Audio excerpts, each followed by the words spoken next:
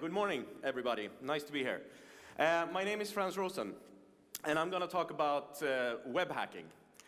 I work as a security advisor at a company called Detectify. And what we do is basically try to monitor websites and look for common pitfalls and vulnerabilities that are like posted every day all over the place. So our service is actually trying to hack your website. And if you're going to hack a website, you need to know how to actually hack it. So that's where I come in. I actually do a lot of research on looking at different frameworks, trying to figure out how can we automate all these things. I write a lot of them on our blog, so you can look at the blog post. This image is quite funny because I put it up on like social media, and people were like, yeah, of course, you're dressed as a ninja, you hack stuff. But this is because it's like super cold in Sweden. This was like minus 35 or something. So you can see this, that I have like ice in my eyebrows. I'll talk about the background, why I started with security, when I started with security, because it wasn't that long time ago. And also what I do with it, and when I'm approaching a target, which basically means I'm gonna hack a website, what do I do? And then I will talk a little bit about some details about some vulnerabilities that is extremely common. And then I will talk about automation and how you get free money, which is awesome, right? A couple of years ago, I got an email from PayPal. And in the email, PayPal said, hello, Frans. We just want to say that if you have a vulnerability on PayPal and you know about it, and you email us, we will send you money. And I was like, oh, this is interesting. So the idea was that they realized that they can't hire the best security people in the world. So what they did was that they opened up to a sort of crowdsourced way of getting issues with PayPal to them. And when I saw this email, I started like, oh, I need to dig into this. I need to like register a personal account, I registered a merchant account, and I started like sending 1 krona like back and forth to me. And I found one way that I was able to send like 1 krona to a company, and when the company watched the receipt, I could actually control that page and do whatever I want, like also make it like send me back more money. And when I saw this, I was like, okay, this is one of those issues that they really want to know about. So I did some screenshots, I showed them what I actually did, and I sent away an email to them like, hey, this is how you do it. And I forgot about it. Took a couple of months, and then I get an email back from PayPal. Hey, Frans, can you tell us your PayPal address? Because we want to send you $750. And I was like, that email you throw away. That's like spam, right? You don't keep that email. But in this case, this was actually true, because they validated that that was actually a bug. And when this happened, not only did PayPal start this sort of like bug bounty program, there was a bunch of companies doing it. Not all of them like paying money. But when that happened, when I got that email, I totally freaked out. And I started hacking all these companies just to like, can I do it? Is it possible? Can I find something that some of those companies are doing wrong? And it turns out I could. And as I said, not all of them were sending you money, but they sent you t-shirts. And I've never had so many t-shirts in my life as back in those days. I had so many t-shirts. And it went a bit too far. So I was going to a vacation with my girlfriend to Thailand. When you go to a vacation with your girlfriend, you don't bring your laptop. Rule number 1. But I was reading on my cell phone that one of these companies starting a bug bounty. Like, we're gonna pay you money if you find issues with our service. And I was like, I can't miss out. I can't miss out. This is a perfect opportunity to like get hacking with a new technology or something. And I looked for like bookmarklets to like view the source code on your iPhone. And I spent the whole night in Thailand sending iPhone screenshots to this company. And like, this is how you do it. I'm really sorry I'm sending you iPhone screenshots. However, this is actually an issue and you should probably fix it. So after those 22 emails, I went to bed in the morning in Thailand, and I woke up in the evening and I have 2 emails with $4,000. Because not only did the company validate that this was in fact actual real issues, they also patched it during the night. So when I woke up, all those issues were gone and they had paid me money, which is like mind-blowing. Everybody won. And the cool thing is that there's many people like me doing this. Maybe not like in Thailand, like that's how I spend my vacation. Maybe not that way, but the incentives for these people are not only like money. They could be like reputation, getting a better job, getting really good references, having the ability to say, because a lot of these companies have like top lists, like these are the people that helped us. And having that on your resume actually can get you a really good job. So a lot of these people do it for different reasons, and as a company, you would think like, okay, so how can I do this without like, please hack me? Like, you don't want to go out and say, please hack me. So there's something called a responsible disclosure policy, which is basically the foundation of how this can actually work. A responsible disclosure policy basically means that if you, as an independent person poking at PayPal, find something, you stop. Because if you identify that something is wrong, you don't dig deeper. You don't go and try to like escalate that into something worse. You just stop and you tell them about the issue. Sometimes they say like, oh, but can you fuck with it anymore? And then you get to poke with it much more. But it depends on like the company. So what do I actually do with this? What do I do? This sounds awesome, right? But the thing is, what I do is wrong, because as I said, we're many doing this. Look at Karim, for example. Karim is 13 years old. And he started poking at Spotify. And the cool thing was that he actually found a bug with Spotify. And the bug was that he was able to inject songs into other people's playlists. And the core service of Spotify is basically having playlists. So you can imagine like, that was awesome, like adding Justin Bieber to all the playlists that you can find. But for Spotify, that's not really optimal. And he actually reported to them, and he was able to actually go out and talk about it and write a blog post about it. And this is like the technical chief in Lebanon meeting him because he hacked Spotify, being 13 years old, which is awesome. Another example is a 12-year-old guy in Sweden called Mathias. And what Mathias did is, I think it was like 1.5 years ago, he actually poked with Google Translate. And Google is being a very good company in terms of security. Like, they're really good, trying to patch like everything. But he poked at Google Translate and found the cross-site scripting in Google Translate. And 1.5 years ago, that's a hard thing to do. That's really hard. And he was 12 years old doing it. And he got $3,000 also for that when reporting it to Google. Another perfect example of people doing this is Ronaldo. Ronaldo lived in Brazil, and he was doing his studies in computer science. And he was focusing on a protocol called OpenID.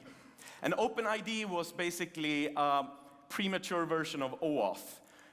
Or a different kind of OAuth, basically. So, and he started poking at it, and he knew that one of the biggest service providers having OpenID enabled was Facebook.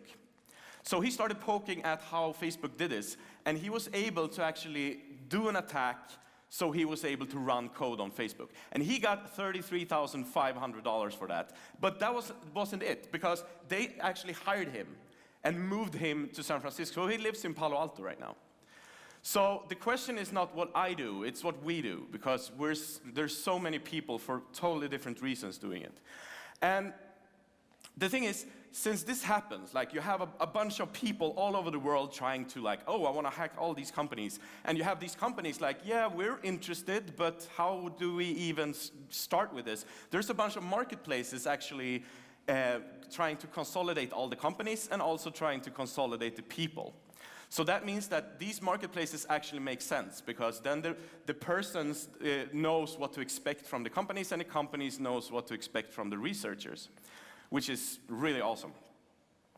And for me, when I get invited to like one of these programs, I have like the low-hanging fruit that I always start poking at them. And one of those things are basically flash files. Gotta love flash files, right? Love it. They're still there. They will be there for probably a year or two or maybe more. Unfortunately, we'll never get rid of Flash, I think, but hopefully we will. So Flash files is like one of the perfect ways to actually find an issue with a company, like in terms of like running JavaScript on their code. Because it turns out that all the Flash developers, me included back in the days, were like doing it so vulnerable from the start. So here are just like a few examples of Flash files that probably many of you still have on your web servers. And that could be the reason why that is that like HTML5 enabled copy-paste like last year. So the only way to do a really like easy way of doing like copy this text was to use zero clipboard, which was like because Flash had the possibility of actually getting the clipboard or setting the clipboard. And you have also sorts of like upload things, you have web players. All of these are replaced, but some, like, people forget about these files all over the place. So you look for these ones, and then you know that they're being vulnerable, because all of these files can, like, if you send it parameters, it can run JavaScript. And if you can run JavaScript on the site, that's really bad. Another thing I look for is Facebook Connect. Facebook Connect is basically an OAuth implementation that Facebook did. And what does that mean? That means basically that you can go to a new website that you've never visited before, and you can click on login with Facebook, and you will just approve the app in Facebook, and then it will get your information, so you don't need to like type passwords and stuff. You can just like log in while being logged in on Facebook.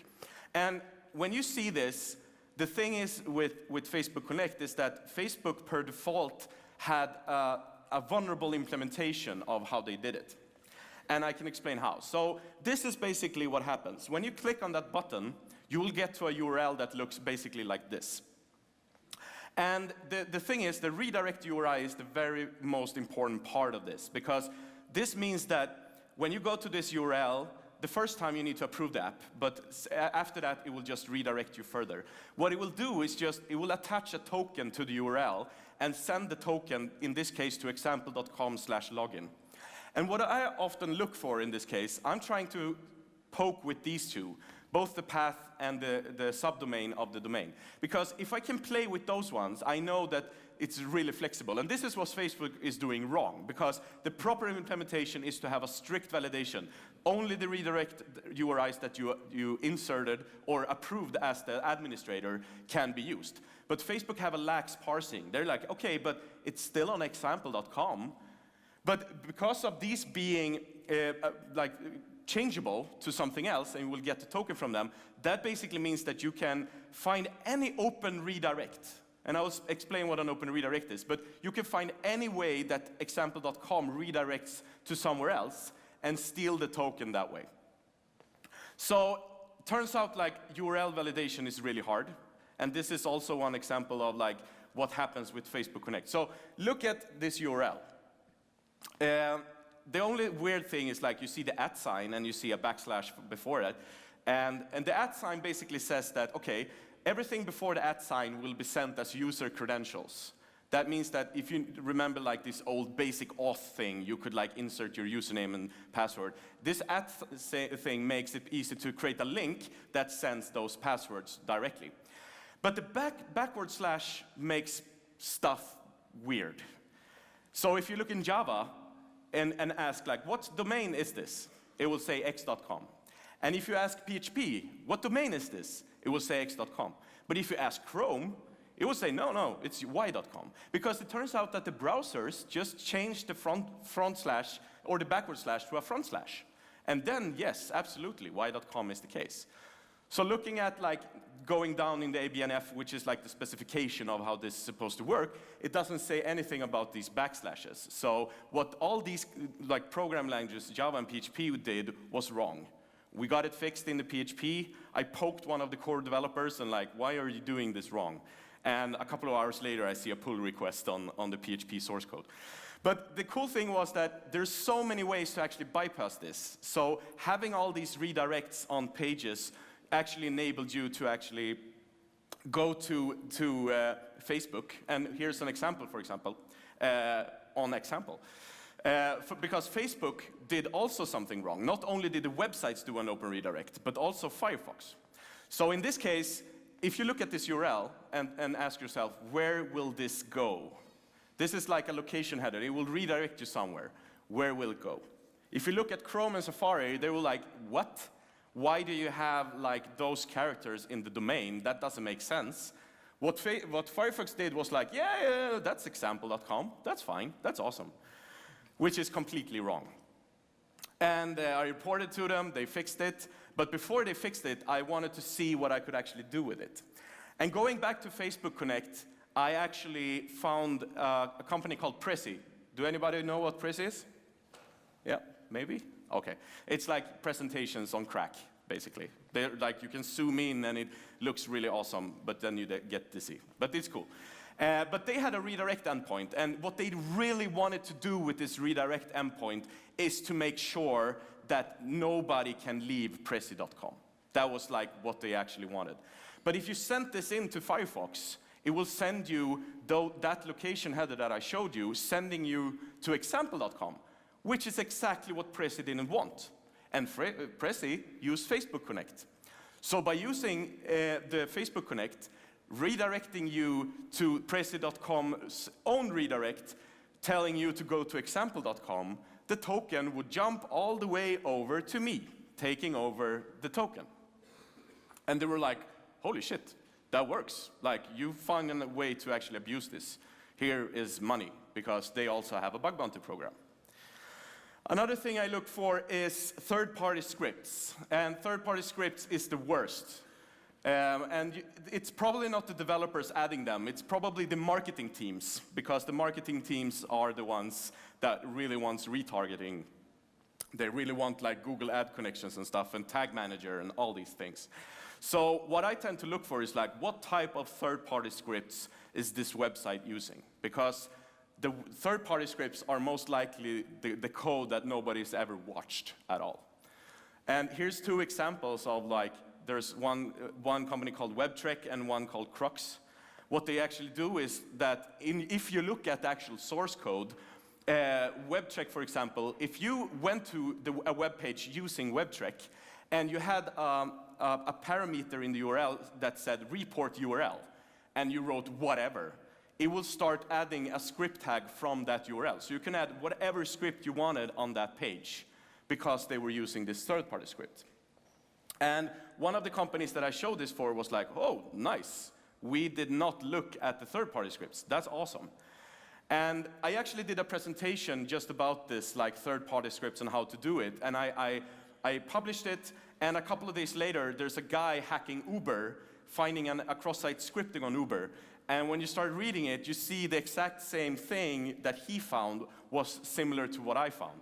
But he actually found it independently with me, which was like super awesome. And they also like paid him $7,000 because he actually found that way of doing stuff.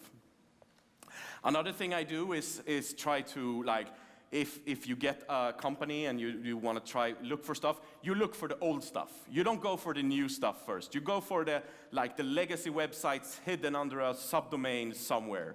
So you need to like catch all the subdomains and try to like figure out like what did they do 2 years ago? What did they do 3 years ago? Like trying to find all the assets from this company just to map out how they actually have been working with stuff for a long time. We did a blog post 2 years ago, which is like kind of interesting because the blog post we did was explaining that if you've been using subdomains or domains in general pointing to cloud services, you could actually do some really bad stuff if you stopped using those. So one example is basically you have a campaign. Let's say you start a campaign, and this campaign you want to run it on Heroku because that's super easy and easy to work with. And you run the campaign, you create a subdomain, campaign.site.com, and you point it to Heroku. Everything goes great, really awesome result, campaign is over, and the economy department doesn't want to pay for Heroku anymore. So you close down Heroku, But the DNS record, the subdomain campaign.site.com, doesn't cost anything. So you remove that one, or you keep it, but you remove the Heroku app, which means that Heroku doesn't really care. Because someone can go into Heroku and say, oh, that domain that already points to Heroku, very, very easy. You can just, I want to use it. And they're like, yeah, that's fine, sure. Nobody else uses it, so here you go. And you can do whatever you want with it. And when we noticed this 2 years ago, we told all these companies that were doing it wrong, like, you can't do this. Stop doing this. Like, you're hurting your customers. And they're like, yeah, we know. But they stopped using us, right? They're not our customers anymore. And also, like, we want to be like really easy for people to get started with. So we don't want to make like verifications and like boring stuff. We just want to get going, right? Go. And I was like, yeah, sure. But when we tell your customers this, they're like, what? What the hell? What are you doing? And they're like throwing money because like in terms of like, this is actually impact based on the risk. So it's a risk-based. Like, what is the worst thing that could happen? Going to campaign.site.com and it says, this is an awesome campaign. Log in to see the awesome campaign. And you as a user, like, is this really site.com? Yeah, it is. Awesome. I'll insert my password because there's no way you can validate that that's not the company. So they're like, what the hell are they doing? One of the best actually methods for me to actually explain to the service providers that they were doing wrong, because they also had the same problem themselves with their own service. GitHub, for example. GitHub was vulnerable with using GitHub. So it was like, they're like, okay, now we're starting to realize the problem, which was funny. So what I tend to do is also try to automate this. So we have all these services doing it wrong. They still haven't changed, even though they know about it. I tend to write small little scripts that just like tells me about if something, some of these patterns happens. So if you stop using Heroku, the page will look similar to what I actually look for. So then it will ping me and say, by the way, this service stopped using Heroku. You should probably take a look at it, which is very effective. And what happened then is that I get a long list of like, this are the companies being vulnerable right now. And you should probably have a look at them, which is awesome. Well, one day, I get one of these emails. And the email said, oh, groups.facebook.com. Facebook is one of these companies that, as I explained before, is like, they're paying a lot of money for this. And since I'm doing it a lot, I'm like, Facebook is super interesting. And when I went into this web page, it actually told me like, okay, so we have, this is pointing to us, we are WordPress, and we don't really know what we should do with this domain. It doesn't point to anything. Do you want to like do anything yourself with it? And I go into WordPress, and it's like, yeah, but if you need to do this, you need to pay $13. And I was like, yeah, $13, that's fair amount.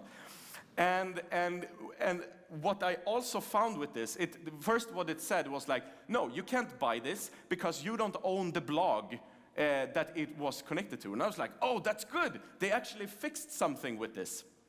But it turns out that when you're doing the I want to buy button, it sends a command and it says like, what blog do you want to buy this domain for?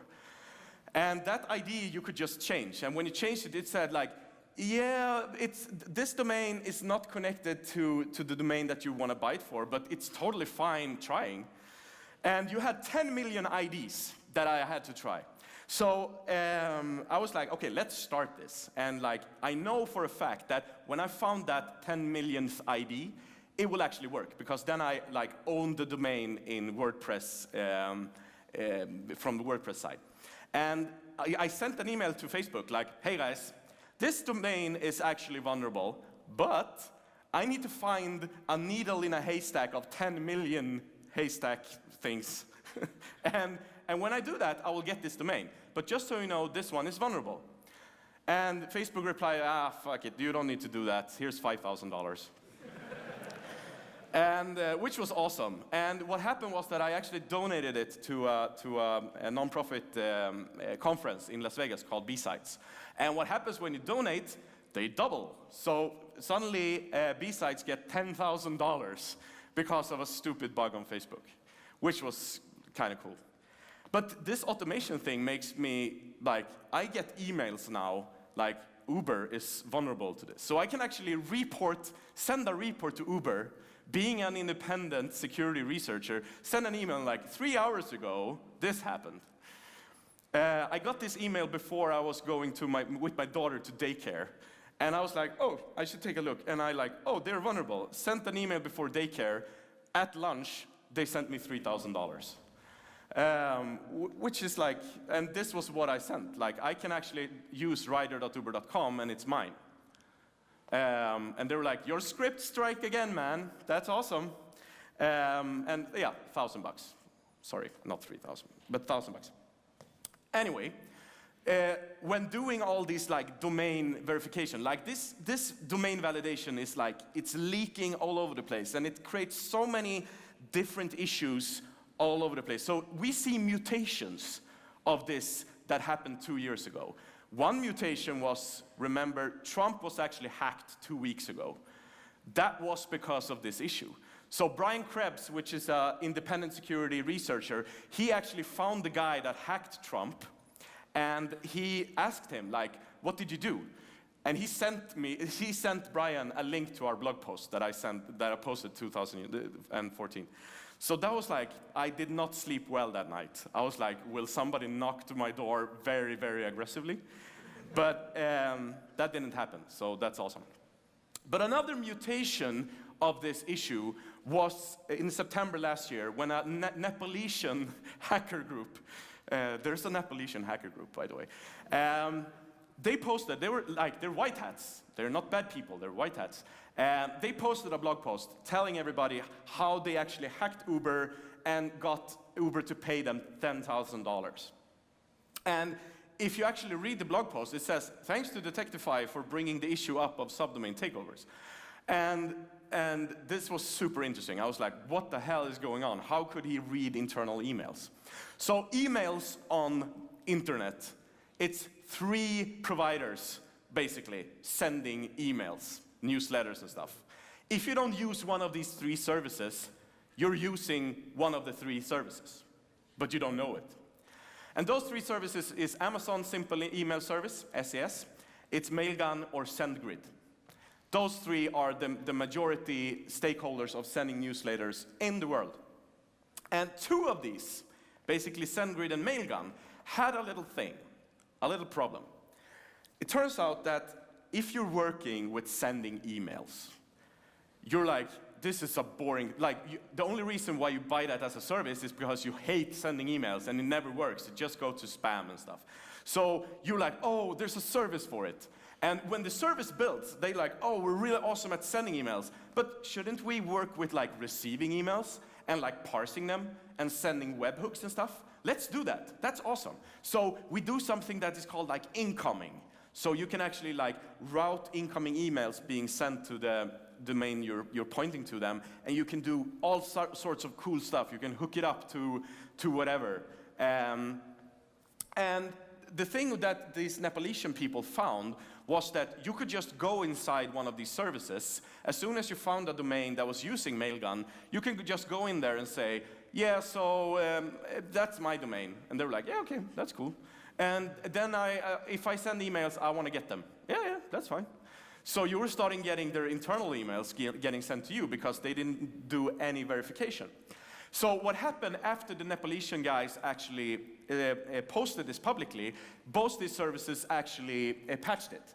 So no, this domain is already taken, cannot. And the other one was, no, you need to verify. And the black one is interesting, that was SendGrid. What happened was that you go inside the website and you say, I want to get emails from this domain. And they said, no, you can't. And looking at the API call said, API version 3, claim domain. Guess what I did? Changed it to version 2, and it works. Seriously. What Mailgun did, though, was actually they fixed the domain validation. That was good. But they forgot one thing. So what happens when you add a domain to Mailgun, it says to you okay, so if you want to get tracking, like you want to track how many people that open the emails and stuff, you can just add a little thing, like you add your MX records, which is the DNS records that actually handles the email transfer, but also add this little CNAME, this little alias. Can you just add that to your domain? Just add email.yoursite.com and everything will be perfect.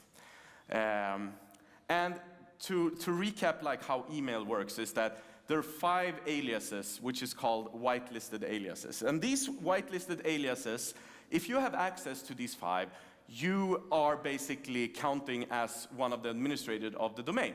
And this means this is a valid way of issuing SSL certificates. You don't need to have access to the domain at all. If you have access to these 5 emails, you can get issue as SSL certificate, which is bad. So combining these two, if I'm able to get these 5 aliases, and by the way, add this alias email.site.com. I was like, okay, so CNAME, which is basically how they wanted to point, actually like inherits the MX records also. So you pointed the CNAME to their site, and their site had an MX record. That CNAME gets the MX record. So what I did, I just gone in and took example, like email.example.com, worked perfectly. And suddenly I get like emails from to Hostmaster being sent to me. And they also like patch that with verification. So everybody is safe right now. You can calm down, stop screaming. Here's an image of a guy with a horse. So Google a couple of years ago, 2 of my friends actually found a really bad thing with Google. And what Google actually did was that they had an issue called XML external entity. And that means that Google had a service, and you could upload like, I have a really cool toolbar that I want everybody to add on their browser, because I don't know if you remember that, but back in the days, you could have like toolbars all over your site that did like worthless stuff. And Google actually had that as a service. You can like add your own toolbars. And how you add the toolbar was that you sent an XML to Google, and Google like tried to read that XML. And external entities are like the devil of XML. Like the idea is basically in the XML you can say, please go get this file and include it in how I parse this XML file. And what they did was that they pointed it to etc password. And what it spit out was like, no, I can't read it because this file, etc password, is not a proper file. And then you could read Google's files. And when I think they got like $10,000 for it. And Google sent this meme, like, how much will an XSC give you? And it's like bottles like falling all over. And the cool thing, when my friends found it, they told me, worst idea ever, like telling me about it. Because what happened was that I was like, oh, this is interesting. I want to play with it. I've never played with it. Let's try it also. So what I did, I tried it on the same service. I wanted to see how it actually worked.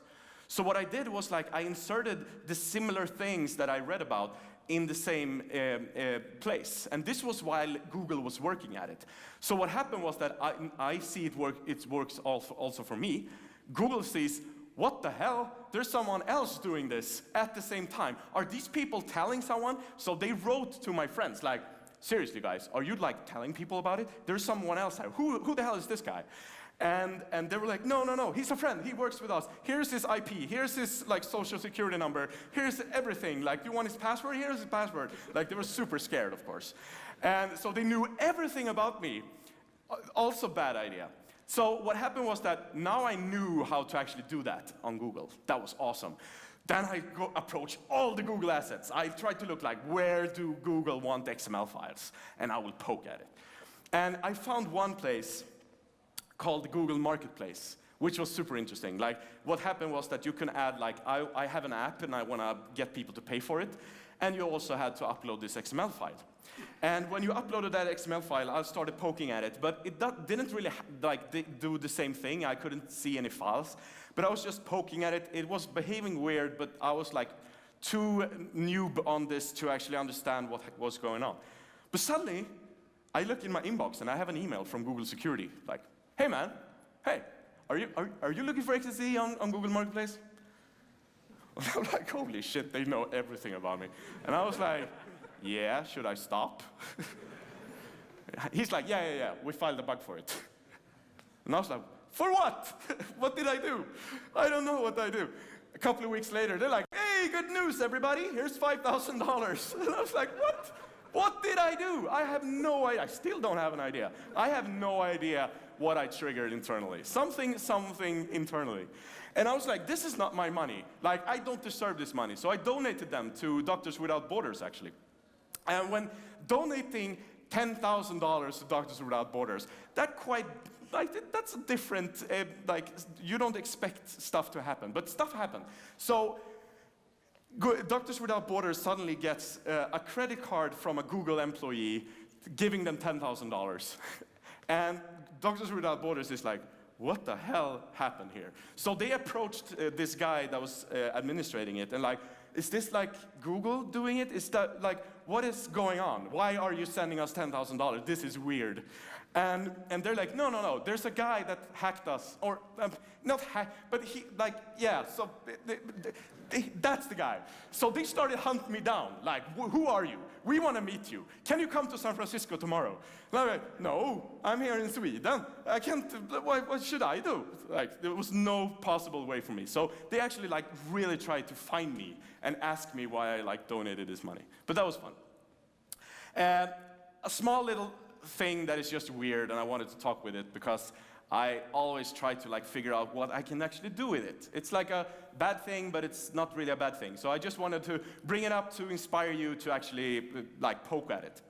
So you know about view source, right? You can go into Chrome and you can look at the view source. It turns out that if you have links in the source, they are clickable. Awesome. Like you can actually click on the link and you will go to the link. Turns out you can add JavaScript and it will get links. That's interesting. So you can go to the view source and you can click something and it will run the JavaScript. It doesn't have any origin, like it's like orphan of the browser. It can't do anything. It can look around, but it can't like do anything on that domain that you have this on. And it turns out like there's a bunch of different like patterns to this. There's a pattern how you will get that sort of link.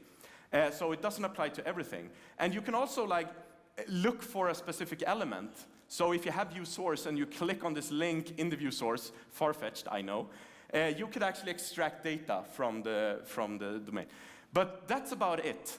And I was like, this is like I need to find something that you can do a fun thing with this.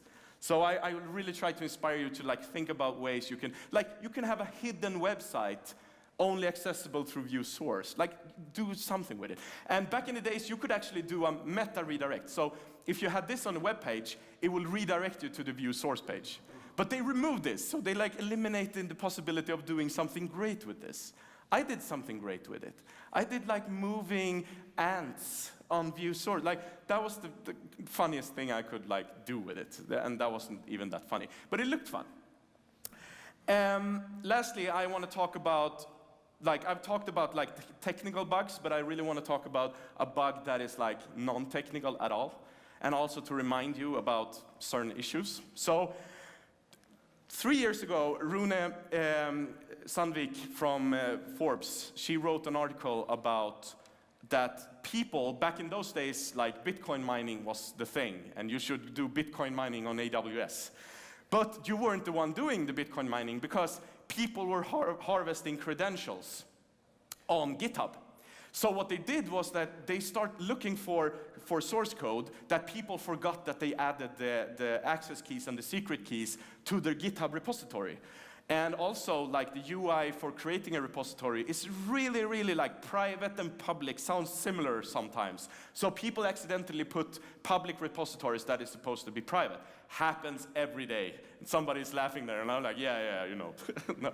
But it's like, that happens so much that attackers was like actively scanning for these credentials. And the cool thing was, when this happened, Amazon started doing the same thing. So they started crawling for credentials and revoking them on GitHub, which was awesome. But when I read this, I was like, okay, so I do this bug hunting thing, and bug hunting basically means that you get a company and you get to hack that specific company. And those attackers are like taking whatever they can. But let's reverse it. Let's, instead of spear phishing, which basically means that you're targeting a company with phishing, let's do spear searching. Let's go to like LinkedIn, take all the developers of that company, go and try to find their GitHub like accounts, also see if they have an organization on GitHub, and take all those developers and start search for like words like password, secret, token. And it turned out to be extremely valuable in terms of like actually finding some really bad stuff. Here's just an example. Like, it's a stupid thing. You could test your apps on a like solution called Testroid. But what that gave me was actually the access to the source code, and like it gave me also the access to their CI, and like there's so many things that was added just because I found that first little step. Another thing I found was like Salesforce login on GitHub. Salesforce login is basically a CRM on crack. Like, it's super powerful. And the best way to actually work with Salesforce is like to connect it one-one with your app. So having the login to Salesforce, when trying this, and I actually tried it because Groupon has this responsible disclosure policy, and I was like, I can't report this if I don't know if it's valid. But when I logged in with this, and the password is SM123456, you know what it said? It said like, please change your password. And I was like, okay, and like, what do you want your password to be now? I'm like, no, okay. So that explains that I had access. And GitHub is a version control system. Version control system works like this. You insert something, and then if you insert something again, you can see the difference between the first time and the second time. And you can also see what's being removed and not. But people doing mistakes in their version control did not realize this, or they were in a hurry, I don't know, like stressed or something. So in this case, you can see the red line is what was removed, and the green line what was added. And added was like, holy shit, XXX. But you just go back to the history and suddenly you see the access keys. And these keys were actually working because Amazon doesn't look in history. They only look in like the current commit. Another meta was GitHub having their Salesforce login on GitHub. Hopefully they were fake. I don't know. They didn't work. But that's a sucky password. Don't do passwords like this. Stop doing it. Stop doing it. But doing this on targeting a specific company that I knew of, and I also knew the CISO, which is like the Chief Information Security Officer. I knew him, and I started to look at the employees. And I find the same thing. I found a Salesforce login to their Salesforce. And I tried the credentials, and it works. I get in. And getting into Salesforce, you see a bunch of dashboards. You go to employees, you see all the employees. You go to messages, you see all the internal messages getting sent between the people. And I'm like, why do I see all this? And I look, and I'm like, I'm the administrator. Like, that's super bad, because this is a very, very, very, very big company. So what I did, this was a Friday night. This is how I spend my Friday nights. And this was 2:30 a.m. on the night. I sent an email to the CISO and like, hey Jay, long time no see, you should probably read this. If you get that title, you read that email, I promise you. 2 minutes later, I get an email like, what's your number? I send him my number, and he calls me like 2:30, and like, hey man, what's up? Yeah, so I looked at GitHub, and I was like, yeah, and I found some credentials from one of your employees. It's Salesforce login. And he's like, yeah, okay. Yeah, and the user is called ConsoleBot, and it looks like an administrator, and I can like see everything. Like, it looks super bad. It's like silence. Fuck, shit, fuck. Okay, let me know about all the information, I'll get back to you, click. So I was like, what the hell happened? Goosebumps. And I sent all the screenshots, and I'm like, okay, this is the thing, you've been vulnerable for 9 days. 9 days ago, somebody accidentally posted a gist with a little script that logs in and like takes a report from Salesforce. And it takes a couple of days, and he gets back to me, and like, so man, we think about issues and vulnerabilities and security issues being with impact. What's the impact of our issue? And like looking at this issue, the impact of this is humongous. So we want to send you $30,000. Because this is the worst thing that could possibly happen for us, having all that data out. So that was like a very weird thing. I just want to end with something that happened yesterday, which is quite funny.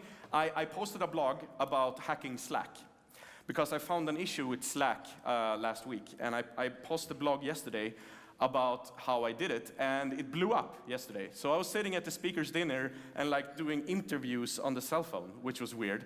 But it was posted today, and it's like a really big thing, and you should probably read it. It's a lot of fun. So it's on our labs.detectify.com.